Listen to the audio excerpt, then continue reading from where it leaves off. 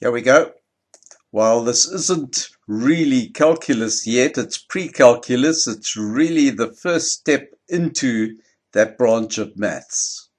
So we're going to have a look at what we call limits. A value of a function as it gets close to a particular point.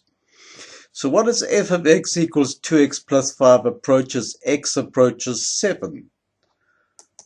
Well, that's actually quite straightforward. You simply substitute 7 for x, there we are, and there's the answer. It approaches 19.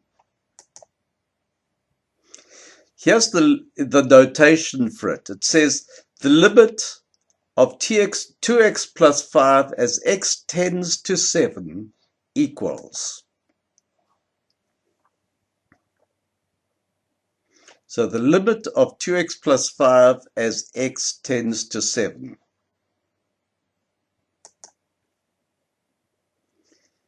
So here's some other limits. These are also the straightforward ones where all you have to do is substitute the number into the equation. And if you get a number back, then that's fine. That's what we stay with. Yes, that's fine. That's fine. So there are your three limits. If g of x equals 7, find the limit of g of x if x tends to 6. Now consider this. G of x is equal to a constant. And what does the word constant mean? It says never changing. So of course, the limit of g of x as x tends to 6, the limit of 7 as x tends to 6 is 7. No matter what value x is, g of x will always be 7.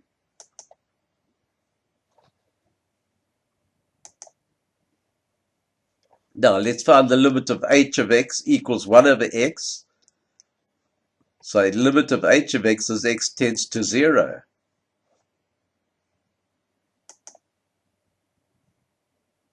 It's not equal to 0.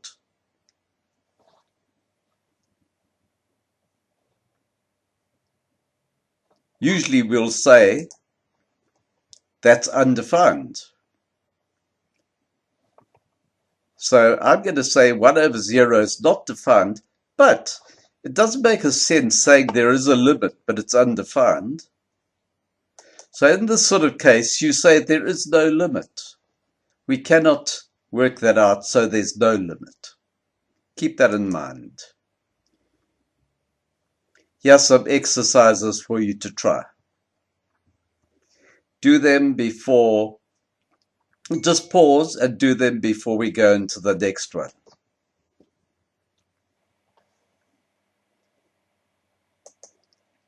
Let's continue. Here we are. Here are the answers. Notice just substitution.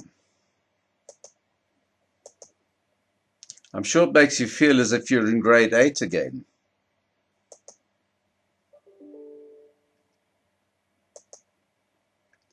Aha. This gives 0, 1 over 0, 2 over 0. You see, that's why no limit.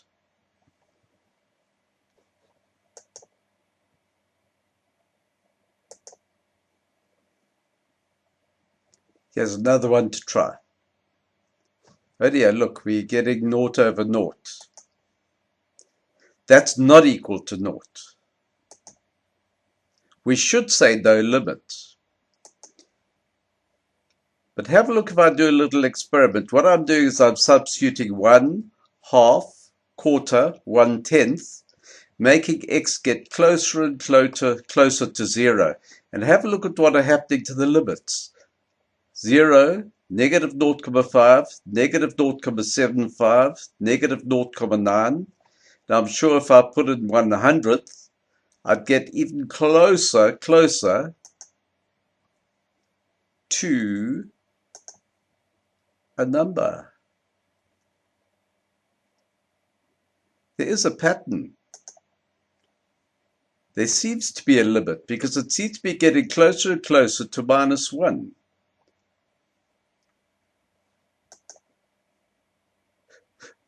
So, in fact, if we go back, the result of 0 over 0 indicates that a prior simplification is possible.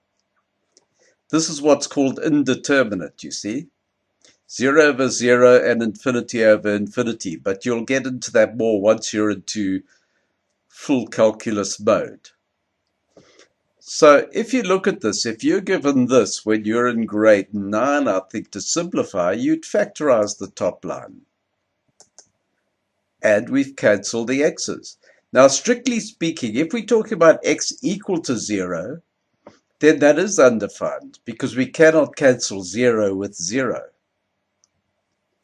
But now I have limit x minus 1 as x tends to 0.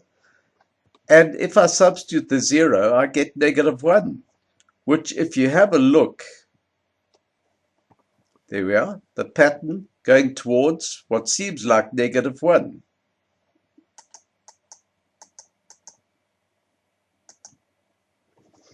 So here are some further examples. This gives a limit, this gives 0 over 0, but difference of squares. I can cancel the a minus 3's. I wouldn't be allowed to if I had a equal to 3, but this is a limit. It doesn't say a is equal to 3. It says a is getting as close as you like to 3.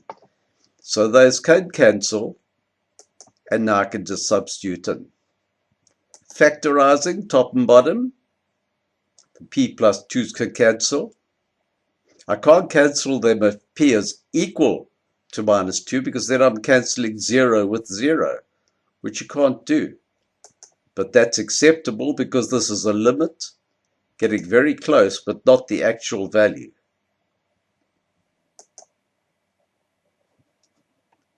This one, we're not getting 0 over 0. We can't simplify that anymore, so we say no limit. This one gives 0 over 2. Well, that's a normal number, 0. If I if I factorize here, cancel, and we're fine. The limit is 7/8. So here's this next step.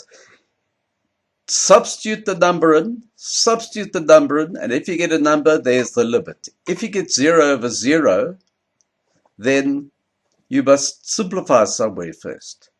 If you get a number over 0, then there's no limit.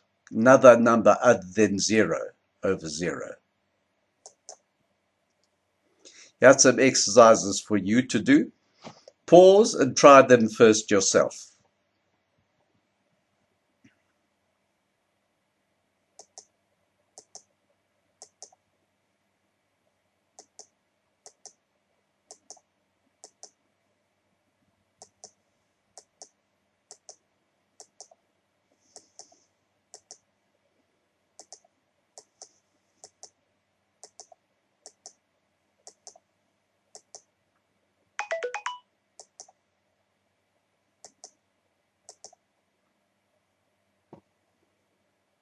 If I've gone a bit fast here, that's fine. Just pause and you can go through it and have a look.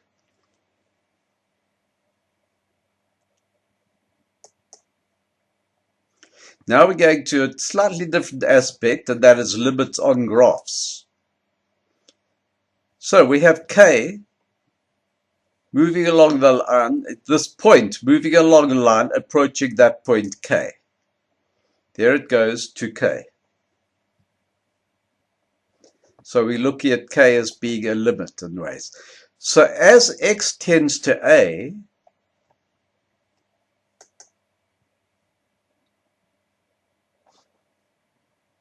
that's the value kab, then the point of the line corresponds with x. Notice it follows it all the way up horizontally and ends there when a ends there. Now the y value does the same, you see.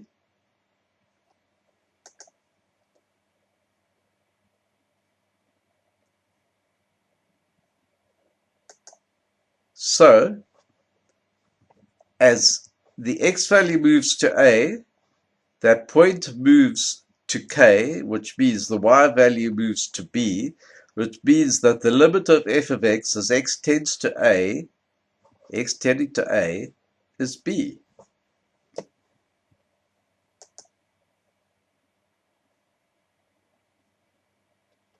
Notice x tending to a.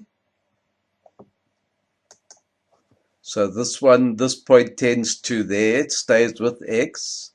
And as this is going up, the y value moves with it and moves to b. So let's have a look. Determine the limit of f of x as x tends to 0. So we have x somewhere along there and it's going to be going towards 0. Well, as x tends to 0, this arrow tends towards there, corresponding with the x, which means the y's got to correspond with that. So therefore the y goes to that point there. So there's the limit, y value of 2.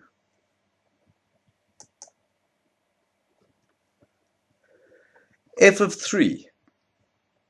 Well, that's straightforward. F of 3, so x is 3, y is 4. Right. The limit as x tends to 3 is 4. This is the left limit. We're going from the left side. And so we can write x tends to 3 and then a minus up in the exponent side there. That means left limit.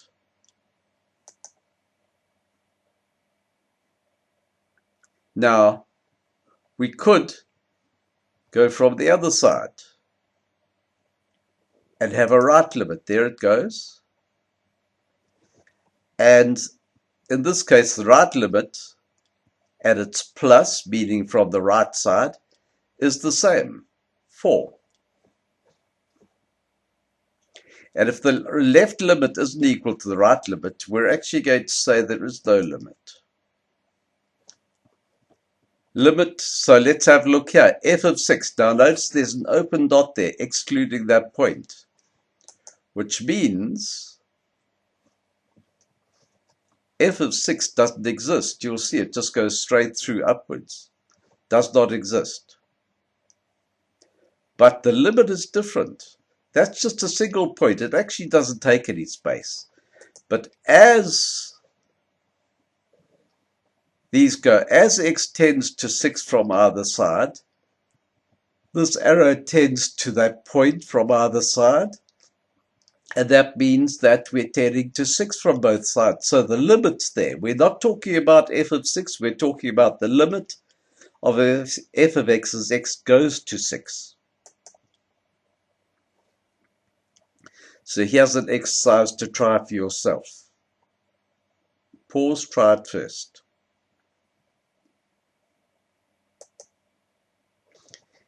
Can we calculate f of 2? The answer, of course, is no, because if you go 2, there's no value anywhere. There's no point corresponding to x equals 2. Does the function value exist, f of x exist when x equals 2? No, because it doesn't exist the other way, you see. There's no x value, so there's no y value. What influence does the denominator have on the domain of f of x? Well, if you consider the domain, we can't have the value of 2. So x is an element of reals, except x can't be equal to 2.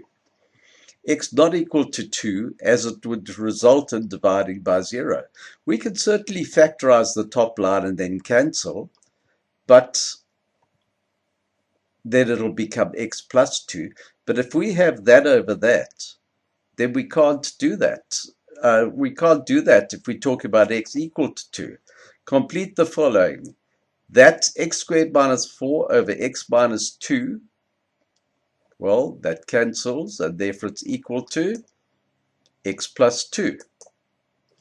Check whether the graph on the right represents the function f.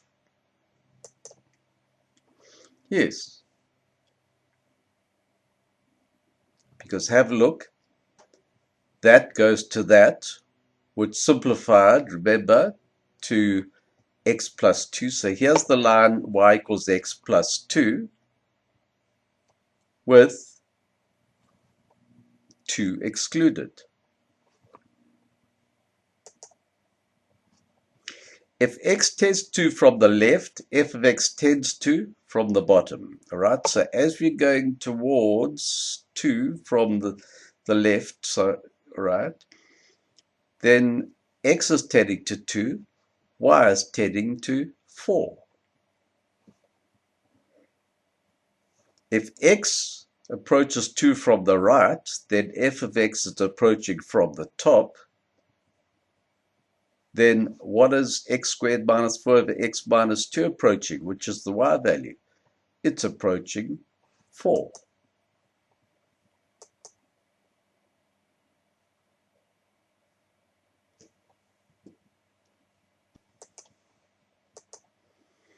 So therefore the limit of x squared minus 4 over x minus 2 equals 4, because the left and right limits are the same.